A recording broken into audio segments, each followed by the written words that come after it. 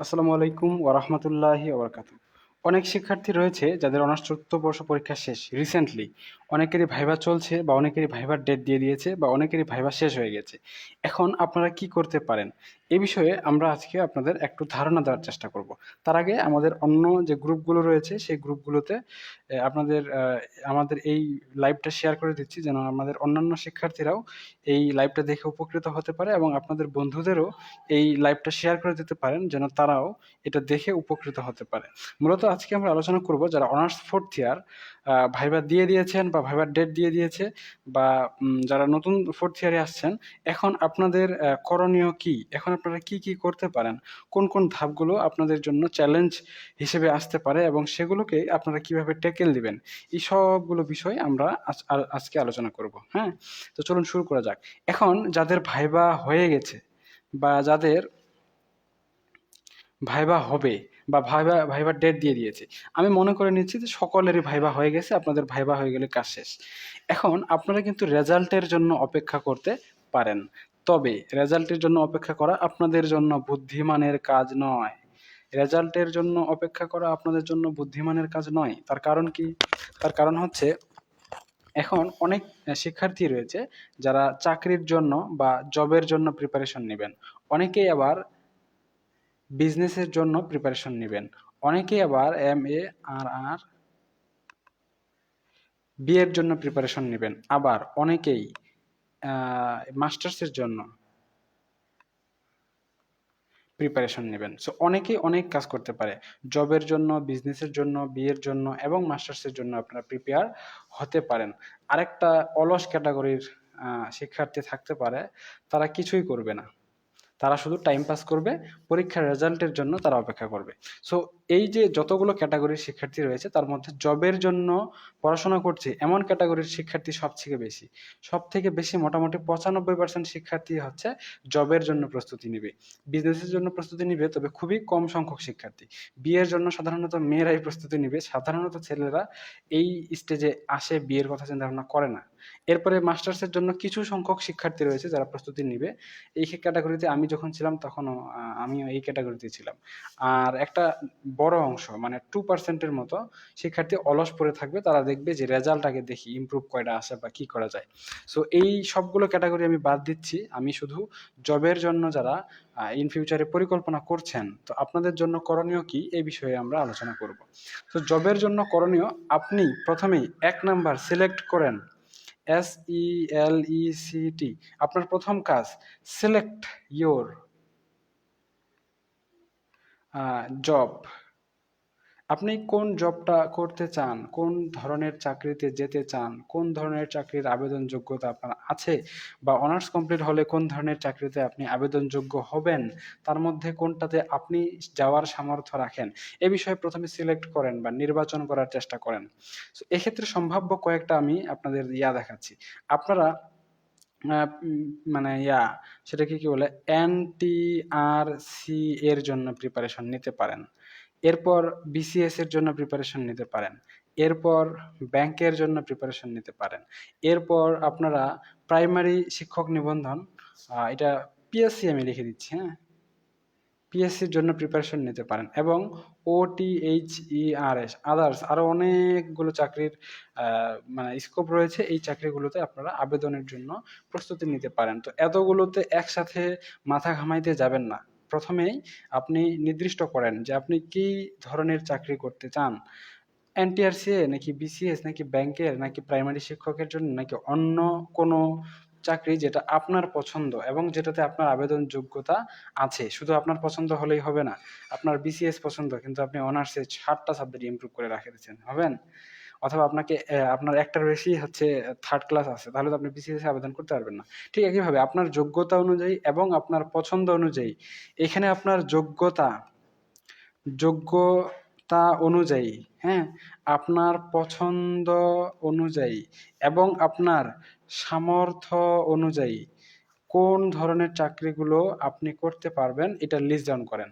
প্রথমেই দেখেন যে যতগুলো চাকরি থাকে NTRC, BCS, bank, PSC, others, ওইগুলোতে আপনি আবেদনযোগ্য কিনা। যখন আপনি আবেদনযোগ্য হবেন এরপরে ওই চাকরিগুলো পছন্দ কিনা। যদি সত্যি সত্যি চাকরি হয়ে যায় তাহলে কি চাকরি করবেন না করবেন না? যদি চাকরি নাই করেন, পছন্দই না হয়, তাহলে তার আবেদন করে বা পরীক্ষা দিয়ে কোনো লাভ নাই। এই ক্ষেত্রে আপনারা যেমন করে অনার্সে চয়েস দিয়েছিলেন, অনেকে ম্যানেজমেন্ট ডিপার্টমেন্ট চয়েস দিছে, ম্যানেজমেন্ট ডিপার্টমেন্ট আসার পর বলতেছে স্যার আমি তো এটা পড়তে পারবো না, আমার তো এটা পছন্দ না। তোমার যদি পছন্দ না তাহলে তুমি পছন্দ কেন করছো? পছন্দ করলে ওটাকে মানে ওইভাবে করতেই হবে, আর না করলে, পছন্দ না থাকলে ওটাকে চয়েস দেওয়া যাবে না। পছন্দ করলেই কেবলমাত্র চয়েস দেওয়া যাবে। অতএব আপনার যোগ্যতা আছে কিনা নাম্বার ওয়ান। নাম্বার টু, আপনার ওই চাকরিতে ইন্টারেস্ট বা পছন্দ আছে কিনা। আপনি যদি পছন্দ করেন, ঠিক আছে আমি যদি প্রাইমারি স্কুলের মাস্টার হই তাহলে আমার চলবে, আপনি প্রাইমারি স্কুলের মাস্টার হওয়া পছন্দ করেন, আপনি হাই স্কুলের এনটিআরসি এর মাস্টার হওয়ার পছন্দ করেন, আপনি বিসিএস ক্যাডার হওয়া পছন্দ করেন, তাহলেই কেবলমাত্র আপনি যোগ্যতার পর পছন্দের তালিকায় রাখবেন। এখন পছন্দ থাকলেই কিন্তু আপনি চাকরি পাবেন না। আপনার যোগ্যতা আছে বিসিএস দেওয়ার, আপনার পছন্দও বিসিএস, কিন্তু আপনার সামর্থ্য নাই বিসিএস পড়ার, বা আপনার ক্যাপাসিটি নাই, বা আপনি শিক্ষার্থী হিসেবে খুবই দুর্বল, বা আপনি কোনোভাবেই সাহস পাচ্ছেন না। এখন কি করবেন? তাহলে আপনি আপনার সামর্থ্য বিবেচনা করুন। আপনি আপনার সামর্থ্য অনুযায়ী কিসের প্রিপারেশন নিতে পারবেন। আপনি কি শিক্ষার্থী হিসেবে ভালো নাকি খারাপ, এটা নির্ভর করবে আপনি আপনার ব্যাকগ্রাউন্ডটা আপনি দেখেন, আপনার জিপিএ কেমন, তাহলে বুঝতে পারবেন। আপনার যদি দেখেন যে পড়াশোনা ওইভাবে ভালো লাগে না, করে না, তাহলে খুব বোরিং লাগে বা খুব সমস্যা, আপনার রেজাল্ট, বিগত সালের রেজাল্টগুলো অত ভালো না, অনার্সে ৩-৪ বার ইমপ্রুভ দিচ্ছেন, তার মানে আপনি দুর্বল শিক্ষার্থী। এখন আপনার সামর্থ্য কেমন এটা তো আপনি একমাত্র বলতে পারবেন। তো আপনার সামর্থ্য অনুযায়ী আপনি কি এনটিআরসি তে যাবেন, নাকি বিসিএস এ যাবেন, নাকি ব্যাংকে যাবেন, নাকি পিএসসি তে যাবেন, নাকি আদার্স অন্য কোনো চাকরিতে যাবেন, এই বিষয়টা আপনারা খেয়াল রাখেন। তাহলে আপনি প্রথমে খেয়াল করেন যে যেই চাকরিতে আপনি আবেদন করতে যাচ্ছেন ওটার যোগ্যতা আপনার আছে কিনা, এবং ওই চাকরিটা হলে আপনি ওইটা করবেন কিনা, মানে চাকরিটা পছন্দ কিনা। এরপর আপনি ওই চাকরির জন্য প্রতিযোগিতা করতে সামর্থ্য আছে কিনা আপনার। তাহলে এই তিনটা বিষয় যখন একসাথে মিলাবেন তখন আপনার সিলেক্ট হয়ে যাবে জব। আপনি একটা, দুইটা বা তিনটা এরকম চাকরির লিস্ট ডাউন করেন, তাহলে আপনি এখান থেকে প্রস্তুতি নিতে পারবেন। একটা নেওয়ার দরকার নাই। এখন কথার কথা, যদি এটা আমাকে বলা হতো বা আমি করতাম, আমি আপনার জায়গায় থাকতাম, তাহলে আমি চয়েসটা এমন করে দিতাম, আমি এনটিআরসি এর জন্য প্রিপারেশন নিতাম, আর বিসিএস এর জন্য এইটা সেকেন্ড টাইপে রাখতাম কারণ এটা একটু বেশি টাফ। এরপরে আমি পিএসসি বা প্রাইমারি স্কুলের জন্য বলতেছি, এখানে সংক্ষেপে লিখতেছি আর কি। এরপরে আমি বিসিএস এর জন্য টার্গেট রাখতাম। তবে আমার ফার্স্ট টার্গেট রাখছি না এনটিআরসি, তাহলে আমার প্রথম এবং প্রধান এবং কেন্দ্রীয় প্রস্তুতি হবে এনটিআরসি। যদি আপনার পিএসসি হয় তাহলে আপনি এটাকে রাখেন, যদি বিসিএস হয়, আপনি যদি সামর্থ্যবান হন, আপনি সাহস পান, তাহলে আপনি এটা রাখেন। তো যে কোনো একটাকে মেইন টার্গেট রাখেন, আর দুইটা পাশাপাশি বই টই কিনেন, হালকা করে দেখবেন। যখন মনে করেন আপনি এনটিআরসি এর জন্য খুব উঠে পড়ে লাগছেন, তো এইটারই প্রিপারেশন নেন, সেই সাথে আপনি প্রাইমারি শিক্ষকের জন্য এবং বিসিএস এর জন্য বই টই কিনে রাখেন। যখন এটা পড়তে ইচ্ছা করবে না, যখন ওটাতে সমস্যা হবে, তখন আপনি এই দিকে চলে আসবেন, এই পড়াগুলো একটু করে পড়বেন। আবার আপনাকে মেইন টার্গেটে ফিরে যেতে হবে। পড়তে গেলে কিন্তু অনেক বোরিং লাগে, পড়তে ভালো লাগে না কারোই, পড়তে গেলে অনেক বোরিং লাগে। সো যখন বোরিং লাগবে তখন আপনারা পাল্টাবেন। তবে তিনটার বেশি পাল্টানোর দরকার নেই। এবং এনটিআরসি তে আপনি কোন কোন চয়েস দিবেন, কিভাবে কিভাবে কি হয়, পিএইচসি তে আপনি কি কি চয়েস দিবেন, বিশেষ করে বিসিএস এর চয়েসটা কিন্তু সবচেয়ে বেশি থাকে। সো বিসিএস এ কোন ক্যাডার চয়েস দিবেন, কি করবেন, এই বিষয়গুলো আগে থেকে ঠিক করেন। সব কিছু ঢালাওভাবে দেওয়ার কোনো দরকার নাই। তাহলে আপনাদের প্রথম করণীয় হচ্ছে আপনি একটা চাকরি বা একটা জব সিলেক্ট করেন যেটাতে আপনার যোগ্যতা আছে, আপনার পছন্দ আছে, আপনার সামর্থ্য আছে। এরকম একটা বা দুইটা বা তিনটা সিলেক্ট করেন, একটা সিলেক্ট করলে যথেষ্ট। আপনি যদি একটা করে ওটাতেই লাগে থাকেন, ওটাই হয়ে যায়, তারপর আর তো সিট লাগে একটা নাকি, আপনার তো আর সব চাকরি লাগবে না, আপনার লাগবে সবগুলো চাকরির মধ্যে একটা সিট। সো একটা সিটের জন্য আপনি প্রতিযোগিতা করেন, ইনশাল্লাহ হয়ে যাবেন। তো এক নম্বরে আপনি সিলেক্ট করে নিয়েছেন, এখন আপনি এখান থেকে যাই সিলেক্ট করেন না কেন, আপনার দ্বিতীয় কাজ হবে এটার প্রসেস সম্পর্কে জানা। PROCESS, প্রসেস সম্পর্কে জানা। প্রসেসটা কি? প্রসেসের ভিতরে এক নম্বরে রয়েছে সিলেবাস। হ্যাঁ, সিলেবাস। এই যে এনটিআরসি এর জন্য পড়বেন, বা পিএসসির জন্য পড়বেন, বা বিসিএস এর জন্য পড়বেন, এটার সিলেবাসটা কেমন, এখানে কি কি পরীক্ষা হয়, যেমন এটা কি প্রিলিমিনারি হয় নাকি লিখিত, ভাইবা, এই ভাইবা কতদিন পর হয়, সার্কুলার কবে দিবে, এর আগের সার্কুলারটা কখন দিয়েছিল, কতগুলো শিক্ষার্থী পাস করে, কতগুলো ফেল করে, বিগত সালের প্রশ্ন কি আসছিল। এই প্রসেসটা ফলো করেন। আপনার কতদিন সময় লাগবে, আপনার হাতে কত টাকা আছে, অতদিন আপনি প্রস্তুতি নিতে পারবেন কি পারবেন না, এই সব বিষয়ে আপনাদের প্রথমে কি করতে হবে, এই প্রসেসটা সম্পর্কে জানতে হবে। পরীক্ষা পরীক্ষা কেমন করে হয়, কোথায় পরীক্ষা দিতে হয়, কোথায় আবেদন করতে হয়, কার কাছে যেতে হয়, কিভাবে পড়বেন, বাসায় পড়বেন নাকি নিজে পড়বেন, বই কি কি কিনবেন, কি কি বই কিনবেন না, এই সব বিষয় আপনাকে জানতে হবে। প্রথমেই আপনাকে পড়া শুরু করে দিতে বলছি না আমি, এবং প্রথমে পড়াশোনা করা একটা বোকামি। যদি আপনার আগে থেকেই প্রস্তুতি থাকে তাহলে আলাদা বিষয়। যদি আগে থেকে আপনার কিছু জানা না থাকে তাহলে এনটিআরসি এর জন্য আমরা একটা নতুন কোর্স লঞ্চ করেছি, আপনারা চাইলে আমাদের কোর্সে যুক্ত হতে পারেন। আর আগে থেকে কিছু জানা না থাকলে প্রথমে আগে জানেন, পড়েন পরে, পড়বেন পরে, আগে জানেন যে চাকরিতে কি পড়তে হয়, কি পড়তে হয় না ওটাও জানেন। কি পড়তে হয় এটা জানা যেমন যতটুকু জরুরি, কি পড়তে হয় না এটা জানাও ঠিক ততটুকুই এবং তার চেয়ে বেশি জরুরি। তাই অবশ্যই আপনাকে প্রসেস সম্পর্কে জানতে হবে, কোথায় পরীক্ষা হবে, কিভাবে পরীক্ষা হবে, কতদিন পরীক্ষা হবে, কতদিনের মধ্যে চাকরি লাগবে, এখানে কি ধরনের কম্পিটিশন হয়, কোন কোন বইগুলো পড়তে হবে। ঠিক আছে, তাহলে 3 নম্বরের প্রসেস, 2 নম্বরের প্রসেস গেল। 3 নম্বরে ভাইভা, VIVA। ভাইভা কিন্তু 4th ইয়ারে দিয়ে দিয়েছেন, তারপরেও আমি আপনাদের ভাইবার জন্য বলছি, ভাইবার জন্য প্রিপারেশন নেন। ভাইবাটা খুবই টাফ। এটা শোনেন, আমি বলছি, আপনি যদি 3-4 বার ভাইবা না দেন, হ্যাঁ, তাহলে আপনার ভাইবাটা খুবই টাফ যাবে। বিসিএস বলেন বা অন্য যে কোনো চাকরির ক্ষেত্রে বলেন, ভাইবা দিতে গেলে আসলে ওইভাবে বডি ল্যাঙ্গুয়েজ ঠিক রাখা যায় না, ওইভাবে প্রস্তুতিটা নেওয়া হয় না। তাই আপনি যাই প্রিপারেশন নেন তাই প্রিপারেশন নেন, কোনো সমস্যা নাই। আপনি পাশাপাশি ভাইবার জন্য প্রিপারেশন নেন। ভাইবার জন্য ফিজিক্যালি প্রিপারেশন নিতে হবে নাম্বার 1। নাম্বার 2, এডুকেট মানে পড়া, রিডিং মানে পড়ার জন্য প্রিপারেশন নিতে হবে। ভাইবার পড়া আলাদা একটা প্রিপারেশন, আর ড্রেস আপ ক্লথ এটা আলাদা একটা প্রিপারেশন। সো ড্রেস আপটা আগে থেকেই পড়া শুরু করেন। দেখেন, ভাইবার একটা ড্রেস বানায় রাখেন, যখন কোথাও বাইরে যাবেন ভাইবার ড্রেস পরে চলে যাবেন। ভাইবার দেওয়ার জন্য হলেও অথবা অন্য কারণে হলেও, মনে করেন বাইরে কোথাও ঘুরতে যাবেন, ভাইবার ড্রেস পরে চলে যান। কেন বলেন তো? কারণ ভাইবার ড্রেসটা হঠাৎ করে যদি ভাইবার দিন পরেন তাহলে আপনাকে একটু কেমন কেমন লাগতে পারে। যদি আপনি কমফোর্টেবল হয়ে থাকেন তাহলে কোনো সমস্যা নাই, কিন্তু সাধারণত আমরা কমফোর্টেবল না।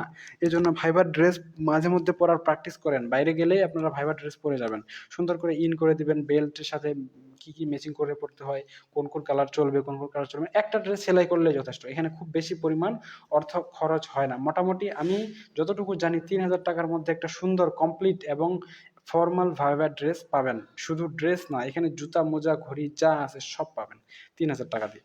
আমার মনে হয় তো আমাদের বাজারে তো মনে হয় 2,000 থেকে মোটামুটি 4,000 টাকার মধ্যে সুন্দর ড্রেস পাওয়া যায় ভালোগুলো।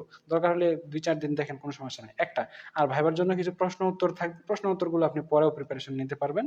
তবে ভাইবার ড্রেস আপটা এবং ভাইভায় যে আপনাকে কমফোর্টেবল রাখবে এ বিষয়টা আগে থেকে প্র্যাকটিস করবেন। তাহলে 3 নম্বর আসতেছে ভাইবা। 4 নম্বরে আসতেছে বুক বা বই।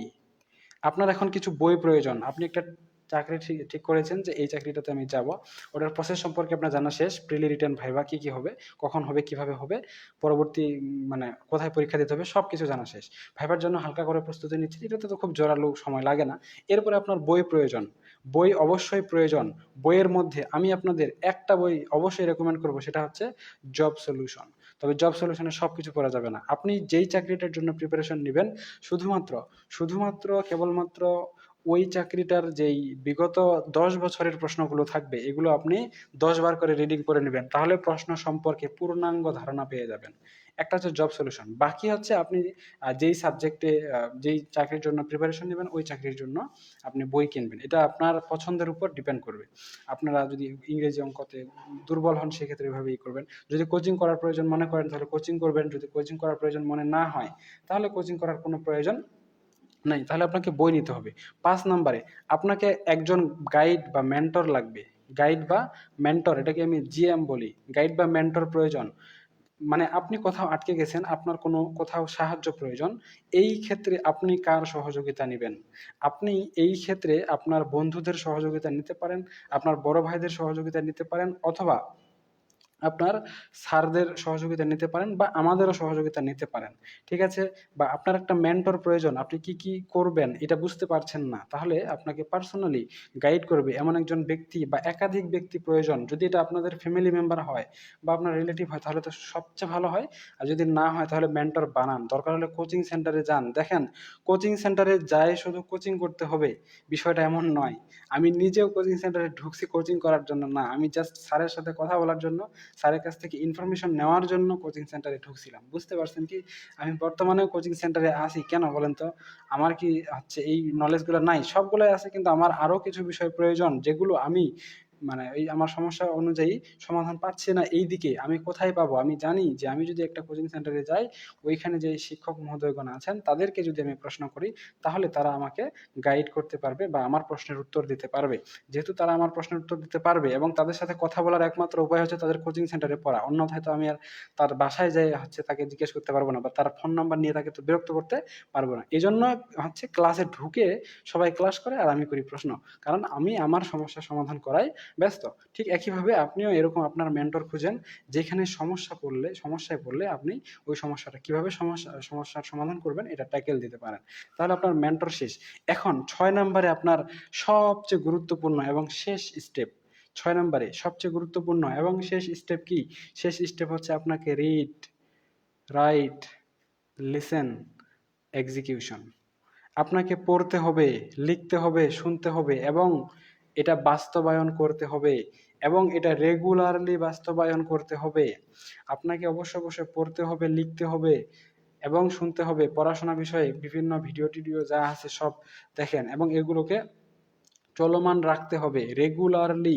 প্রত্যেক দিন পড়তে হবে। যদি প্রতিদিন পড়তে না পারেন কোনো সমস্যা নাই, সাপ্তাহিক টার্গেট রাখবেন। এটা আমার রুটিন একটা, আমার মানে চলার রুটিনের মধ্যে এইটা নিয়ম আমি এক্সিকিউট করছি। সো আপনারা করতে পারেন। প্রতিদিন কত ঘন্টা পড়বেন ওই হিসাবে রুটিন বানালে অনেকেই রুটিন ফলো করতে পারবেন না। প্রতিদিন কত ঘন্টা পড়বেন ওই হিসাবে রুটিন বানালে অনেকেই ফলো করতে পারবেন না। তাহলে কি করবেন? তাহলে সপ্তাহে কত ঘন্টা পড়বেন? কথার কথা সপ্তাহে 25 ঘন্টা থেকে 40 ঘন্টা পড়বেন। তাহলে আপনি টার্গেট রাখেন প্রতি সপ্তাহে আপনি কোনোভাবেই 40 ঘন্টা বা 25 ঘন্টা বা আপনি যতটুকু টার্গেট রাখছেন ওই টার্গেটের থেকে কম না পড়েন। প্রতিদিন পড়তে না পারলেও সমস্যা নাই, তবে প্রতি সপ্তাহের টার্গেট যেন মিস না যায়। প্রতিদিন পড়তে না পারলেও কোনো সমস্যা নাই, তবে প্রতি সপ্তাহের টার্গেট যেন মিস না যায়, খেয়াল রাখবেন। এখন প্রথমেই আপনার কাজ হচ্ছে প্রসেস সম্পর্কে জানা, ভাইবার প্রস্তুতি নেওয়া, কিছু বই সম্পর্কে আপনাকে নলেজ নিয়ে বই নেওয়া। এরপরে আপনার একজন মেন্টর প্রয়োজন এবং রেগুলার পড়াশোনা প্রয়োজন। রেগুলার পড়াশোনার ক্ষেত্রে এখানে আরেকটা বিষয় অ্যাটাচড করে দিচ্ছি, একটা খালি না, আরো তো অনেকগুলো বিষয় আছে। যাই হোক, 7 নম্বর অ্যাটাচড করে দিচ্ছি। এটা হচ্ছে আপনার ফাইন্যান্সিয়াল কন্ডিশন, আর্থিক অবস্থা কেমন। অনেক শিক্ষার্থী রয়েছে অনার্স 4th ইয়ার পরীক্ষা দিয়ে দিয়েছে, এখনো বাসা থেকে টাকা নেই। সো এই বিষয়টা খেয়াল রাখবেন। যদি আপনি বাসায় যদি দিতে পারে বা নিতে পারেন তাহলে ঠিক আছে। যদি সমস্যা হয় তাহলে আপনারা টিউশনির ব্যবস্থা করে নিতে পারেন। তবে টিউশনি বেশি পড়া যাবে না, 3টার বেশি তো করাই যাবে না, যতই স্যালারি হোক। 3টার বেশি টিউশনি করতে গেলে নিজে কখন পড়বেন? যদি আপনি যদি এই মুহূর্তে বেকার হন, আমি সরি টু সে, বাট এই মুহূর্তে যদি আপনি বেকার হন তাহলে আপনি 2টা থেকে 3টা টিউশনি নিয়ে কোনো মতে দিন পার করেন এবং প্রস্তুতি নেন। প্রস্তুতি নিলে মোটামুটি বাংলাদেশে ভালো রেপিউটেড যে চাকরিগুলো রয়েছে এগুলোতে এন্টার হইতে মোটামুটি বেতন হাতে পাওয়া পর্যন্ত 1.5 থেকে 2.5 বছর সময় লাগে। এটা জানে নেন, মাথায় ঢুকায় নেন। আজকে থেকে পড়াশোনা করলে কি আপনার মনে হয় আজকে বেতন পাবেন? আপনাকে কমপক্ষে 1.5 বছর অপেক্ষা করতে হবে। মানে এই সময়েও যদি আপনি প্রিপারেশন নেন, সার্কুলার আসতে, প্রিলি দিতে, রিটার্ন দিতে, ভাইভা দিতে, ভেরিফিকেশন হইতে, এমপিও হইতে, আরো যে প্রসেসিং গুলা রয়েছে সবগুলো প্রসেসিং কমপ্লিট যদি খুব দ্রুত সুপার ফাস্ট গতিতেও হয়, তাও 1.5 বছর সময় লাগবে। তার মানে বর্তমানে 2024 সালের মাঝামাঝি সময়, তার মানে 24টা পুরো লাগবে, 25টা পুরো লাগবে, তার মানে 26 সালের আগে আপনি কখনোই স্যালারি পাবেন না। তো এই 26 সাল পর্যন্ত খাবেন কি, বাঁচবেন কিভাবে, চলবেন কিভাবে, কাপড় কিভাবে কিনবেন, বই কিভাবে কিনবেন, এই বিষয়গুলো খেয়াল রাখেন। মোবাইল খরচ কিভাবে করবেন। সো এই যে 1.5 বছর, এটা তো কমপক্ষে বললাম, এখন তো 2 বছর লাগতে পারে, 2.5 বছর লাগতে পারে। বুঝতে পারছেন? এনটিআরসি তে ঢুকলে তো আবার ওখানে 3-4 বছর লেগে যায়। বুঝতে পারছেন? তো এই যে লম্বা সময়টা আপনার জার্নিটা রয়েছে, এই জার্নিটাকে ট্যাকেল কিভাবে দিবেন? শুধু আজকের 6 মাসের পরিকল্পনা বানায়েন না। 6 মাসের পরিকল্পনা মানে প্রিলি পাস। 6 মাসের পরিকল্পনা মানে কি? প্রিলি পাস। আপনি কি শুধু প্রিলি পাস করার জন্য প্রস্তুতি নিচ্ছেন নাকি চাকরি পাওয়ার জন্য নিচ্ছেন? এটা খেয়াল রাখবেন। চাকরি পাওয়ার জন্য প্রস্তুতি নিচ্ছেন, প্রিলিমিনারি পাস করার জন্য নয়। প্রিলিমিনারি পাস করা চাকরি পাওয়ার একটা প্রথম ধাপ এবং প্রধান ধাপ। বুঝতে পারছেন কি? প্রধান ধাপটা পার হইলেই শেষ না, আরো যে ধাপগুলো রয়েছে এগুলো আপনাকে শেষ করতে হবে। তো সকলের মঙ্গল কামনায়, সকলের সুস্বাস্থ্য কামনায় আজকে এ পর্যন্ত। আশা করা যায় অনার্স 4th বর্ষ শেষে আপনারা কি করবেন এ বিষয়ে আমি আপনাদের পূর্ণাঙ্গ ধারণা দিতে পেরেছি। তারপরেও যদি আপনাদের অন্য কোনো প্রশ্ন জানার প্রয়োজন হয় অবশ্যই আমাদের জানাবেন।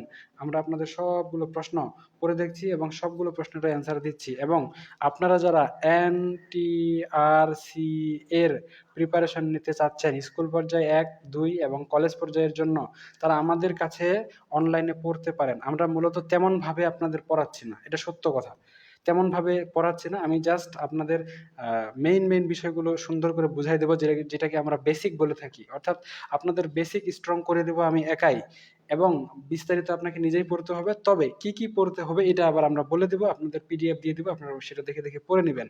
Number one. নাম্বার টু, এইখানে যে আমি বললাম না আপনার একটা মেন্টর প্রয়োজন, আপনার একটা গাইড প্রয়োজন, একটা নির্দেশক প্রয়োজন, এই জায়গায় আমি আপনাদের মেন্টরের ভূমিকা পালন করতে পারবো। কারণ আপনি আপনার চাকরি সম্পর্কে যে প্রশ্নগুলো করতে পারেন ওই প্রশ্নের অ্যান্সারগুলো আমি মোটামুটি 99%-এর উপরে জানি। অর্থাৎ আপনি যে সমস্যাগুলোতে পড়তে পারেন এই সমস্যার সমাধান আমাদের কাছে আছে। সো আমার সাথে কথা বলার জন্য হলেও আপনারা আমাদের কোর্স যুক্ত হতে পারেন। 1 বছর থাকতে পারবেন আমাদের কোর্সে মাত্র 500 টাকা পেমেন্ট করে, সেন্ড মানি করে 0177084831 এই নাম্বারে 500 টাকা বিকাশের নগদে যে কোনো এক জায়গায় সেন্ড মানি করলে আমরা আপনাকে আমাদের প্রাইভেট ব্যাচে ঢুকাই দেবো। আমাদের প্রাইভেট ব্যাচটা আপনাদের তাহলে দেখাই দিই একটু।